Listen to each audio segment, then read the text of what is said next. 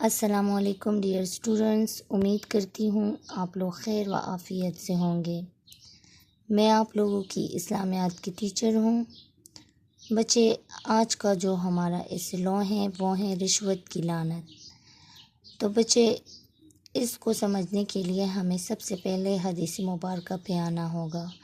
ہمارے پاس حدیث مبارکہ ہیں، الراشی والمرتشی کلاہما فی النار۔ اس حدیث مبارکہ کا ترجمہ ہے، رشوت دینے والا اور رشوت لینے والا دونوں آگ میں ہیں۔ اب بچے، ہم اس حدیث مبارکہ کی تشریح پر آئیں گے۔ تو بچے، رشوت سے مراد ہیں کہ ناجائز کام کرانے کے لیے کوئی ذریعہ اختیار کیا جائے۔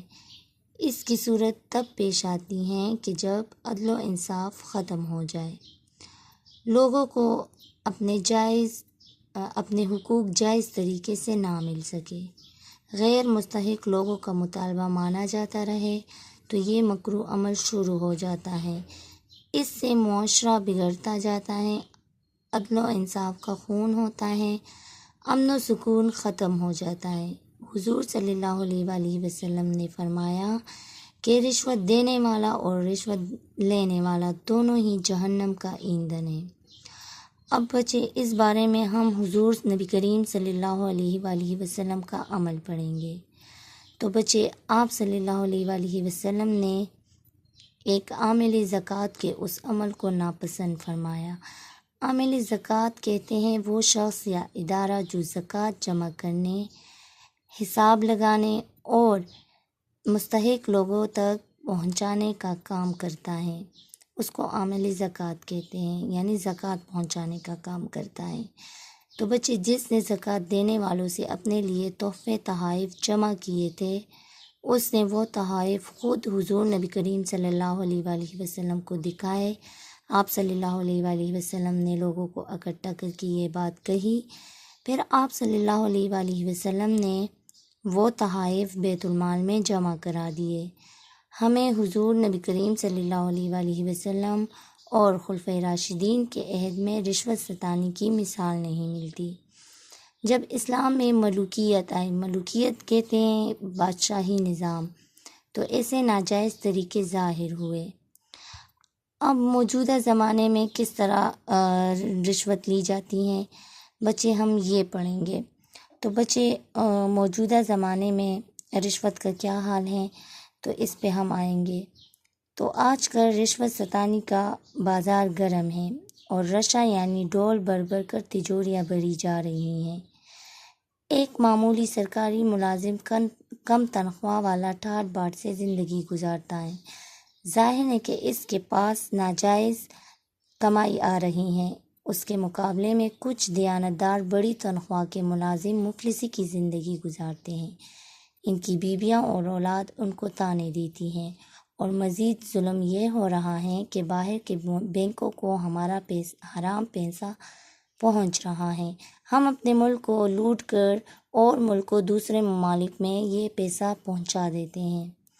یہ انتہائی افسوسناک صورتحال ہے۔ ہم اسلامی اقدار کا خون کر رہے ہیں، دیانتداری سے اپنے فرائض انجام نہیں دیتے، اپنی عاقبت خراب کر رہے ہیں، یعنی آخرت خراب کر رہے ہیں۔ دنیا میں احتساب یعنی حساب کا خوف بھی کبھی کبھی خون چوس لیتا ہے۔ کیا ہم امانت دار، دیانتدار، رازباز انسان نہیں بن سکتے؟ ہم سے تو مغربی معاشرہ بھی اچھا ہے، جو معاشرتی آداب اور دیانت کے اصولوں سے بہرور ہیں۔ وہاں ناجائز پیسوں سے کام نہیں کرایا جا سکتا۔ جو لوگ رشوت دیتے ہیں وہ بھی برابر کے گنہگار ہیں۔ پھر بچے، اس کے بعد ہم آئیں گے کلاہما فی النار، یعنی ان ہر دو شخصوں، رشوت دینے والے اور لینے والے کے لیے دوزخ کی آگ کا عذاب ہے، اور یہ سزا معقول بھی ہے۔ ایک آدمی مسلمان ہو کر بھی رشوت کی لعنت میں گرفتار ہو تو یہ سزا بھی کم ہے۔ رشوت سے کتنوں کی حق تلفی ہو جاتی ہیں، کتنے لوگ اذیت سے گزرتے ہیں، کتنے ایڑیاں رگڑ رگڑ کر مارے جاتے ہیں۔ ہمیں اس لعنت سے بچنا چاہیے۔ نار سے مراد دوزخ کی آگ ہیں، جو دنیا کی آگ سے 70 گنا زیادہ تیز ہیں۔ بچے اس کے بعد ہم آئیں گے کہ قرآن میں وہ رشوت کے بارے میں کیا حکم ہے۔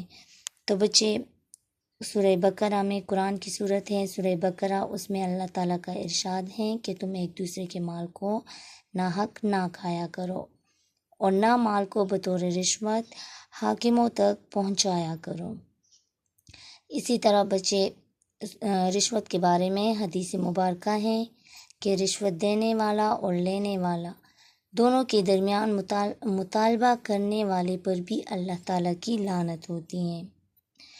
بچے یہ تھا ہمارا رشوت کے بارے میں آج کا حدیث مبارکہ، آج کا لیکچر۔